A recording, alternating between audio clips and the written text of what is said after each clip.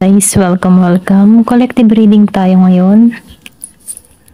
Tingnan natin kung ano yung current energy ng person mo. Be open-minded po, hindi po halos lahat makaka-resonate kaya piliin niya na lamang. And thank you nga po pala sa mga nag-subscribe, lalong-lalo na sa mga bumabalik. Marami pong salamat. Give me the message for collective. Ano yung mensahe sa'yo?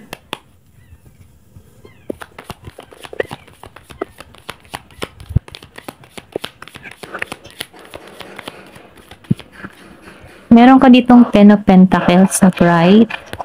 Ayan, ayusin ko lang. Pasensya na po sa tunog ha. Sa kapitbahay lang po yun.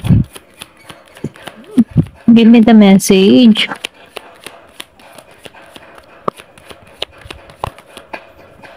Meron ka ditong King of Wands reverse.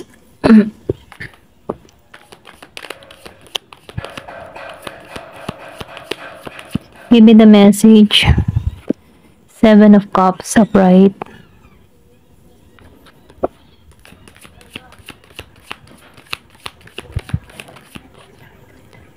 Three of Cups upright.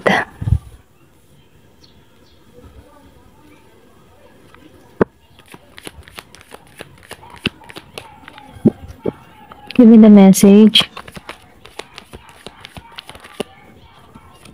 Meron ka ditong Ten of Wands.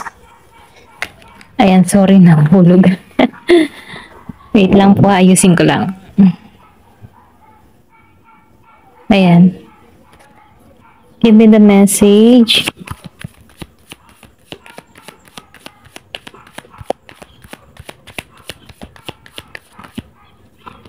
Meron ka ditong Six of Swords.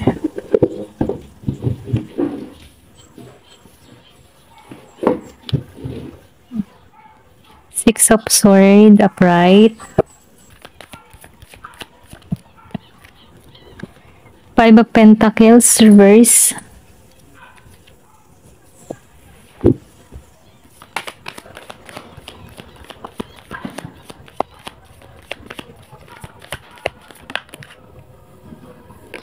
Eight of Swords reverse.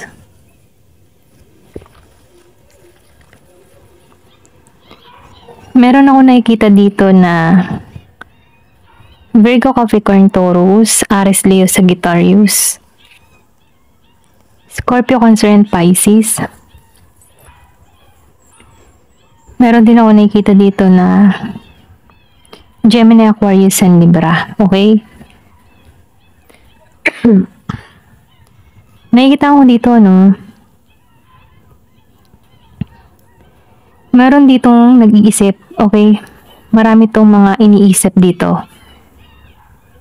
Naguguluhan tong tao na to, okay? Kung meron ka mang ganun person, Scorpio, Cancer, and Pisces, yung iba sa inyo, nafe-feel ko dito na marami tong iniisip, marami tong mga alalahanin, marami tong pinagpipilian, okay? Nalilito to, okay? Kumbaga, nakikitaan ko dito na tumitimbang or may pinagtitimbang-timbang to sa sitwasyon na kinakaharap niya. Dito sa Seven of Cups. Meron ako nakikita ditong Year of the Snake. Meron din ako nakikita ditong Year of the Dog. And then nakikita ko rin dito na malakas yung Taurus. Meron ding malakas sa Pisces, Taurus, and Libra. Okay? Nakikita ko rin dito na ito yung gusto niya mangyari. Maging maayos yung samahan, yung foundation, or pwedeng sabihin gusto nitong mabuo muli yung family niya dito. Ito lang nakikita ko. Kung meron kayong family nito, gusto nito yung pag-aayos, may pagkasundo, maging okay ang lahat. Kaya lang, itong tao nito, naiipit to eh. Naiipit to sa sitwasyon. Pwede rin sabihin na meron tong kinakasama or meron tong pumipigil sa kanya dito sa Seven of Cups. May pagkalito. Ito lang yung nakikita ko. Pero ganun pa man nafe-feel ko ito may involved to na third party, or pwede rin sabihin na meron namamagitan sa inyong dalawa kung bakit hindi nabubuo itong gusto niya mangyari dito sa Ten of Pentacles. Okay? Kung madalas mong makita yung 10-10-10, nagpapahiwatig ito, meron tong sign or message sa'yo, 10-10-10. Ito lang yung nakikita ko. Ayan, pasensya na sa tunog kung may naririnig kayong tunog. Nakikita ko rin dito, no? Meron tong mabigat na kinakaharap sa panahon ngayon. Kumbaga, ang bigat ng kanyang alalahanin, ang bigat ng kanyang dinadala. Marami tong mga kinakaharap na pagsubok dito. Kasi nakikita ko dito, nagpapahirap din sa tao na ito yung kanyang mga pasanin Okay, obligasyon. Pero gusto nitong alisan. Meron ako nakikita dito na moving. Okay, moving. Okay, meron ditong pagkilos. Ito lang yung nakikita ko dito. Kasi nafe-feel ko dito na gusto ng tao nito makipagkasundo dito sa Three of Cups. Gusto nito ng collaboration, gusto nito ng teamwork sa inyo, gusto nito yung pakikipag-ayos. Kung meron kayong hidwaan ng tao nito, no, nafe-feel ko dito na gusto nitong maging magkaibigan muli kayo, maging maayos na muli kayo, magkasundo muli kayo, ganun. Ganun yung iniisip ng tao nito. Kaya ito'y nagugulan dito sa Seven of Cups kasi marami siyang pinagpipilian tinitimbang-timbang niya yung sitwasyon. Nag-iisip to kung ano ba yung dapat tamang gawin dito. Ito lang yung nakikita ko. Kasi dito sa King of Wands reverse, wala siyang lakas ng loob na humarap sa'yo, wala siyang tapang, okay? Maybe dahil meron siyang malaking atraso sa'yo kasi meron dito family okay? Involve yung family. Merong separation na ganap dito. Ito lang yung nakikita ko at ito yung gusto niyang mangyari mabuo. Kaya lang, meron dito pangyayari na kung saan sobrang bigat dito sa Ten of Wands. May umalis. Pwede rin sabihin sinukuan mo na tong tao na to, hinayaan mo na to, okay?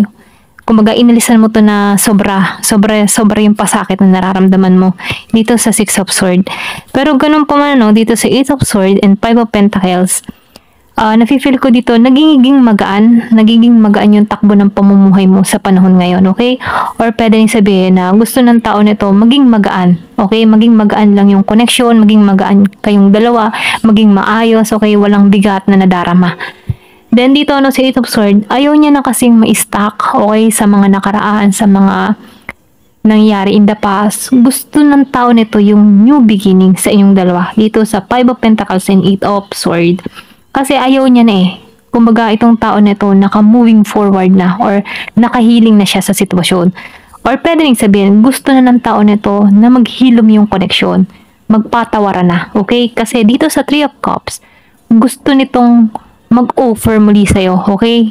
Pakikipagkasundo, pakikipagkaibigan, pagsisimula muli dito. Ito lang yung nakikita ko dito, Pero ganun pa man alam ng tao nito yung hirap at pasakit na binigay niya sa'yo. Kaya itong tao nito walang lakas ng loob na harapin ka. Pwede rin sabihin tinatamaan ng hiya or tinatamaan to ng konsensya, Kasi alam niya yung kanyang pagkakamali na ginawa sa'yo. Ito lang yung nakikita ko. Ayan, tingnan pa natin. Give me the message. Ano pa yung mensahe?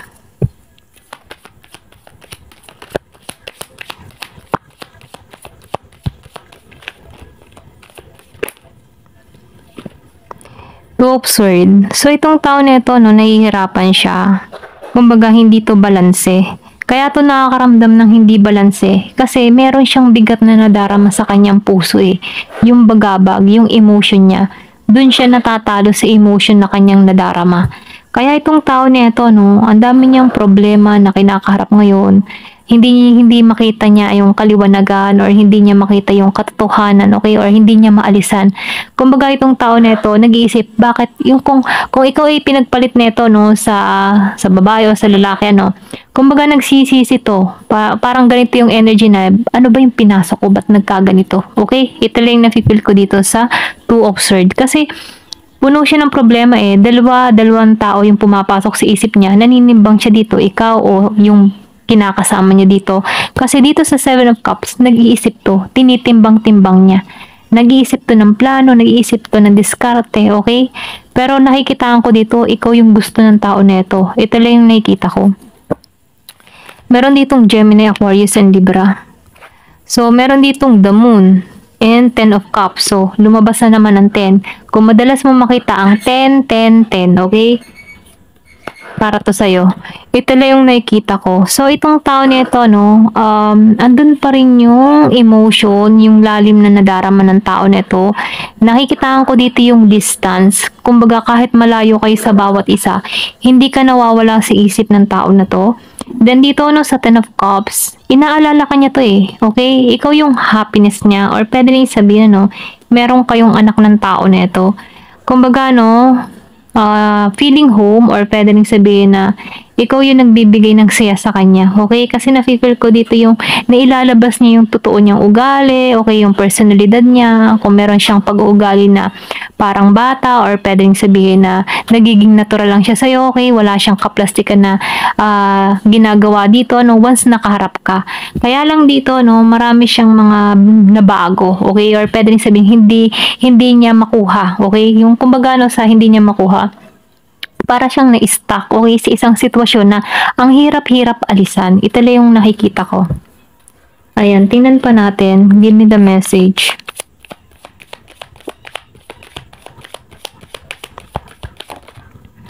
Eight of Cups reverse. So, itong tao nito, no, humahanap to ng pag-asa, okay? Or hindi to nawawala ng pag-asa dito. Pero ganun pa man, ano, itong tao nito, nahihirapan siyang makaalis sa sitwasyon na kinakaharap niya. Okay? I think yung person mo nandun siya sa karmic, okay? Kumbaga, nasa karmic relationship siya. Okay? Ito lang nafe-feel ko. Kaya ang hirap niyang alisan to eh. Alam ng tao nito, ikaw yung happiness niya. Kaya lang nagkamali siya dito ng pinili dito sa Seven of Cups. Kaya itong tao nito, no, na-stuck siya sa sitwasyon. Kumbaga, nawawalan na siya ng pag-asa para sa inyong dalawa. Pero ito yung gusto niyang mangyari. Maging masaya kayong dalawa, maging maayos. Pero na-stuck siya dito sa Eight of Cups reverse. Wala siyang may offer sa'yo kasi nga, nakatuon siya sa kanyang connection ngayon. Okay? Kumbaga, hindi niya maalisan to. Kaya itong tao nito, nahihirapan to. Ito lang yung nakikita ko. Give me more information. Ano pa yung mensahe? So, hindi siya balanse, ano? Feeling ng tao nito, walang nagaganap na magandang nangyayari. Okay, kumbaga, itong tao nito, nahihirapan siya sa sitwasyon. Hindi niya alam kung paano ang gagawin dito sa temperance, ano? Feeling ng tao nito, wala nang pag-asa pa na magkabalikan kayo dito kasi meron siyang connection dito eh. Kumbaga naandun siya sa karmic niya. Ito yung karma niya, okay? Kung niloko ka ng tao nito, ito yung karma ng tao nito sa kanya. Hindi siya makaalis, okay? So itong tao nito, nababalance niya na ikaw pala yung para sa kanya. Ikaw pala yung okay para sa kanya, okay? Ito lang yung nakikita ko. So itong tao nito, napipil ko dito na nahihirapan siya eh. Nahihirapan siyang alisan to. Ito lang yung nakikita ko. Give me more information. Ano pa yung mensahe? Okay, King of Cups. So, nakikitaan ko dito, no? Need nito ng travel. Ito lang yung nakikita ko. Malayo kayo sa bawat isa. May distance. And then, nafe-feel ko din dito, no? Kailangan ng tao nito na magpasya kung ano ba talaga yung gusto niya. Okay? Kailangan nito ng lakas ng loob. Alisan to. O kung ano man to mga tinatahak niya dito, no? Kasi nakikitaan ko dito malakas yung Pisces. And then, nafe-feel ko din dito, no, alam ng tao nito na ikaw yung para sa kanya. Okay? Alam niya yun. Nagiging malinaw siya para rito. Kaya lang, nag-iisip siya dito kung paano niya alisan to. Kasi ang bigat na ng kanyang nadarama. Ito lang yung nakikita ko. Kumbaga, no, meron siyang kinakaharap dito na pagsubok na pang sarili niya. Na kung saan siya lamang din ang makakasagot para sa kanya. Ayan, pasensya na nahulog. Ayan. Ayan, hanggang dito na lamang po. Itatapusin ko na. Ayan, hanggang dito na lamang po. Thank you for watching. Love and peace.